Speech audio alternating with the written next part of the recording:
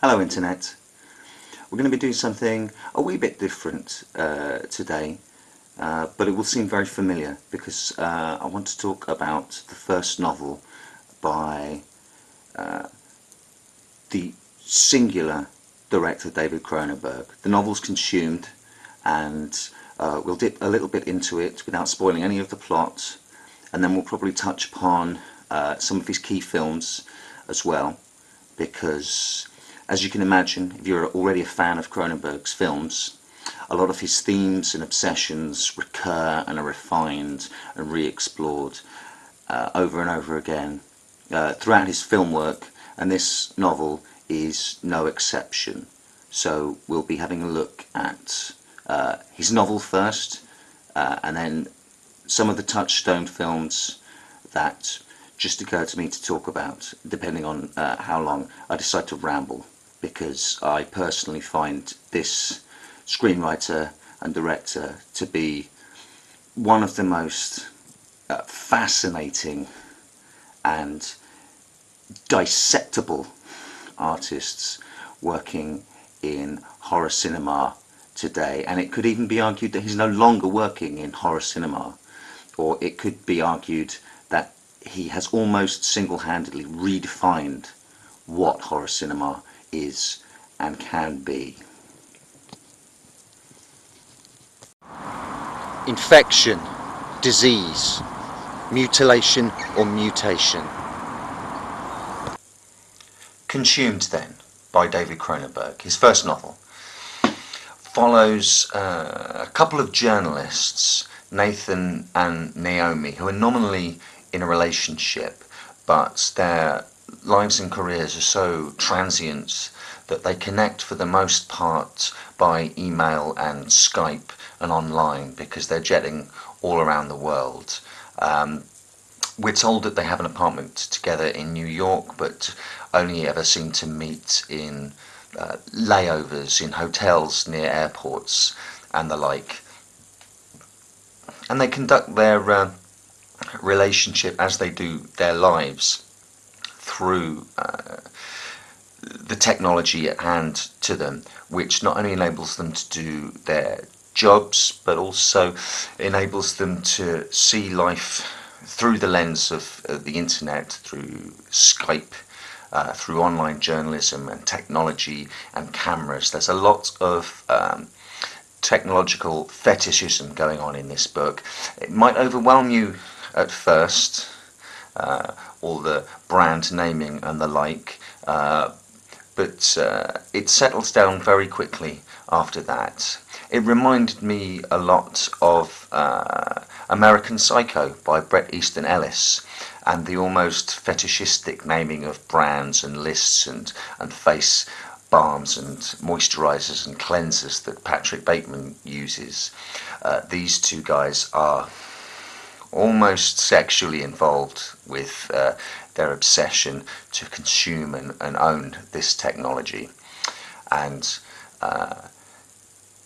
Nathan is following a story about a very shady surgeon who may or may not trade in illegal organ transplants, who is performing an almost certainly illegal procedure on a lady with terminal cancer, whilst Naomi flies to Paris to investigate the sensational murder of one of a pair of French philosophers that involves dissection and cannibalism, and she wants to track down the male half of that relationship, who is supposedly responsible for the murder of his not wife but long-term partner. And as the book progresses, I think it's safe to say that parallels between the lives of the couples starts becoming apparent. Probably the best thing I can do is read from the flyleaf of the book, and then we won't go any more into plot of the book. I think what's written on the inside to advertise the book is is probably safe to say.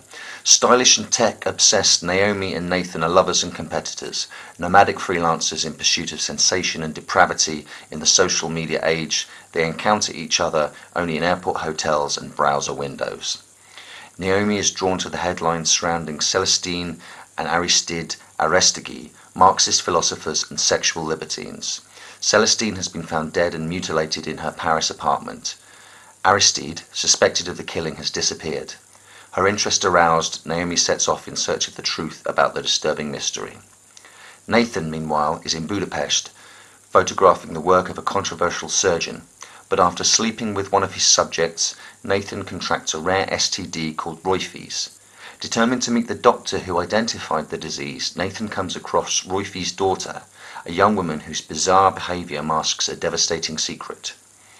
These parallel narratives become entwined in a gripping, dreamlike plot that involves 3D printing, North Korea, the Cannes Film Festival, cancer, and, in an incredible number of varieties, sex. Consumed is an exuberant, provocative debut novel from one of the world's leading film directors. I'm laughing there, and the book is very wry and very knowing. There is a kind of comedy there. It's very dark and it's very intellectual comedy, but David Cronenberg certainly understands the absurdities of the situations he's writing about in exactly the same way that I'm convinced that he understood and embraced completely the absurdities that he has written about and presented on film himself. This book seems like an absolutely natural extension of his entire body of work. When I first heard that he was writing a novel, I thought, really? I'd just really like another David Cronenberg movie, please. And preferably one from a script he'd written himself rather than an adaptation of a novel again. And after reading the book, I was completely 100% wrong. It just seems so obvious now that he would write a novel, and it seems obvious that he would write this novel. Sex, venereal horror, revolution or evolution. So this has got pretty much everything a David Cronenberg fan could want, more or less. I've read some reactions online that say it's a throwback to his earlier body horror movies, and I've read other reactions that say it reads very much in the same vein as authors he openly admires, William Burroughs and J.G. Ballard, and of course he's adapted Burroughs' Naked Lunch and Ballard's Crash, and all of these things strike me as being right. There is the sense of his earlier body horror obsessions. There's even a wry nod to it. Naomi's got a file on her computer where she keeps pictures of scars and moles, and she saves pictures of moles to see if they grow over time or become angry and aggressive, and there's anything she needs to worry about, or flaws in her body that she likes, and she calls that file body horror. And I almost laughed out loud when I read that. It's just a sly nod from the man to people who know that this man never forgot his roots. I honestly don't think that. I know a lot of people prefer a certain section of his work, his earlier work, his more out and out horror, his body horror stuff, and don't like his more overtly literary works and adaptations of novels and the like. But I would honestly say that one has evolved into the other, and it would be really quite difficult, I think, to clinically draw a line from body horror to his later work. I'm going to sound really pretentious now, but I genuinely do see Cronenberg's progression in his work almost like how we would refer to an artist having a blue period, or okay, this is this period of Picasso's work. Just because there aren't people running around killing other people, I've found that his earlier and less metaphorical representations of his obsessions, although Christ, even in Rabid and Shivers and The Brood, we're talking about works of metaphor and subtext here. So he was never making slasher movies. He was always making intellectual horror movies. But it seems like his obsessions and his concerns and his fascinations have always been being refined and pared down. He strikes me almost like, at times an artist, but at other times like a scientist. His movies do seem to be petri dishes, where he'll add a little drop of this virus and a little drop of that virus and sees what disease will spring from that. So you wouldn't get Dead Ringers without Rabid. But Dead Ringers is much more controlled and refined, pared down, studied, reworked. The Fly, essentially, I think, is, if you want to talk about a transition from one period to another, I think The Fly is the most obvious one. In The Fly, he seemed to say, within the confines of body horror, everything he wanted to say about disease, identity, and sex, and science. And The Fly was all of that in its purest form, and once he'd made that particular masterpiece, then he could move on to other concerns, move on to a different period in his career. But there's always a through line, I think. And the lines between his original work and his original screenplays and his adaptations of novels are, as one would expect with a master like Cronenberg, typically blurred, because an awful lot of people forget that very, very early on in his career, he made The Dead Zone, an adaptation of a Stephen King book. So the seeds were already there. The direction he was travelling was already there. And he has just evolved and blossomed, and it makes perfect sense to me that he would move from adapting works that he was fascinated by, William Burroughs, J.G. Ballard and the like, towards creating a novel of his own in that same vein, but one that is uniquely David Cronenberg work as well.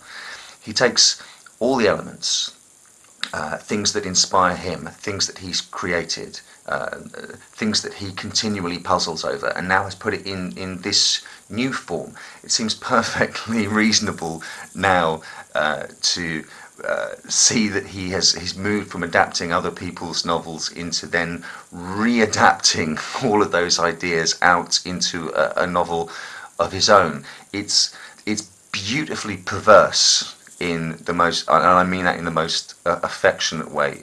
I mean perverse in the most Cronenbergian way. So I think any major fan of Cronenberg's film works from whatever period will really get a kick out of this book, because it really truly is part of the canon of work that he's presenting, and I hope he goes on to do much more now in whatever medium he wants. I've just had a thought. The book's so obsessed with photography, I wouldn't be at all surprised if in a few years' time he has a gallery full of photographic work by David Cronenberg. He'll become a photographer. You heard it here first. That's my prediction, and it will again. It'll be just another evolution or mutation of his work, and it will again be fascinating to behold. Now I've had that idea, I'm convinced that that's going to happen. Technophilia, science, insect politics. So I just want to finish off with a really quick trip through some of the man's work. I've brought up a bunch of my DVDs that I've got. I don't own all of his movies. There are gaps in my collection. I'm just going to grab them at random and say what springs to mind about each and every one. Okay, Crash is the first one that comes out, and I guess that's kind of apposite. This film got into trouble in the UK.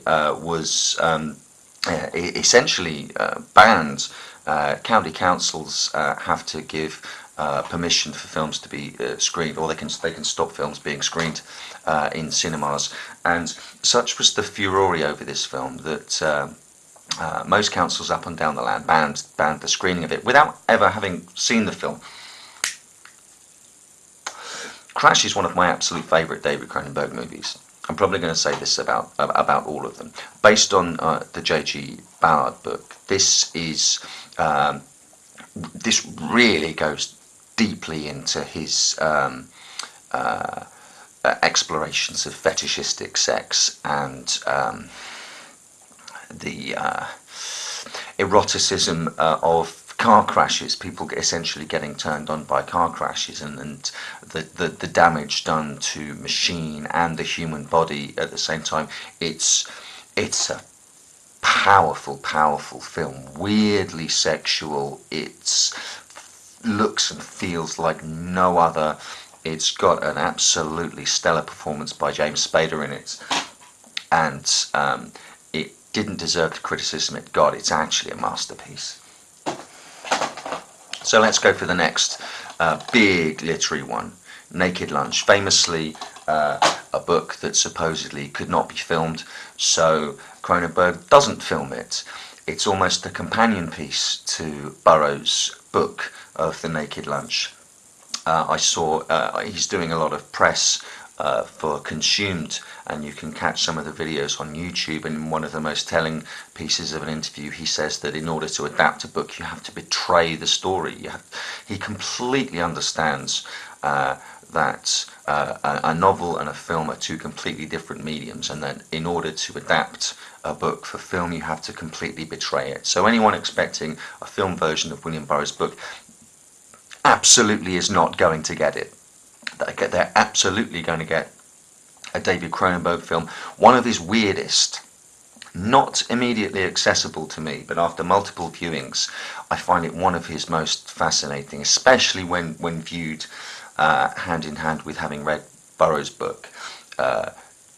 Cronenberg's film made me buy Burroughs' book, so in that way he's expanded my reading, he's expanded my intellect. Thank you, David. Both together. This is perfect. Videodrome. Many fans' favourites. And Existence. The reason I'm really glad these two came out together, and that is a happy coincidence, is that I kind of see Existence as a wry commentary on Videodrome and his previous body horror work. So if you're a fan of the humour of Existence, and I think the humour of Existence works if you're a big fan of his previous body of work, because it's almost like a spoof of David Cronenberg movies. So in a very similar way, Consumed here is almost like David Cronenberg spoofing, spoofing things like Dead Ringers and Crash and Naked Lunch. It almost seems like he's pushing it. I mean, it's quintessentially a David Cronenberg story, just like Existence is, and I love Existence. But Existence is a comedy, and Consumed in its own way is a comedy, but almost to be in on the joke, you have to understand that the man is making fun of himself. Scanners. Lo-fi, everyone remembers the head exploding. I remember an absolutely stand-up performance from Patrick McGowan, just one of my favourite people in the creative arts of all time, Patrick McGoohan created The Prisoner, which happens to be my favourite TV show of all time. And Scanners deals with mutation, evolution, politics, and insect politics obviously comes into Naked Lunch and The Fly, that wonderful wry line in The Fly where Seth Brundle says he wants to become the first insect politician. It's all there. You get insects in Consumed, by the way, don't worry about that, it's all in there. So The Fly, I talked about that briefly earlier. And The Dead Zone, just amazed that this doesn't get talked about more often. David Cronenberg, Stephen King, starring Christopher Walken and Martin Sheen. This is a superb film, and specifically in the video I saw when he was talking about portraying the novel, he said that in the context of Stephen King telling him that at that point The Dead Zone was the best adaptation, cinematic adaptation of any of the books, of any of his books that had been done. And Cronenberg's reaction was, "But I tore your book to pieces. There are whole chunks of the book that I've just completely ripped out." But Stephen King thought that it was the most faithful to the tone of the book. Cronenberg, he understands all of these things. And finally, I got it on a little 4-pack. I got this for 99p. The rest are all shocking, but essentially I got Shivers for 99p, and that's going almost right back to the start, and just the bravura, envelope pushing exploitation of the man, but always from day one with an intellectual purpose and a design. It's not schlock, and it's not teenagers getting stabbed, although God knows I love all of that stuff. But from day one, this was a man with a voice and a message and subtext, and I'm so glad he's continuing to work. I cannot wait to see what he does next. If you're waiting for a next David Cronenberg movie, read Consumed, because not only will it tide you over, but it's the next evolution. It's his next mutation. The disease has mutated, and long may it continue to do so. The only way I can round this off, before I do, just to note that reading Consumed has driven me to order a copy of J.G. Ballard's Crash, which I've never read. So again, the works of David Cronenberg steering me towards literary works and expanding my reading. But like I say, the only way I can round this off is to say, long live the new flesh.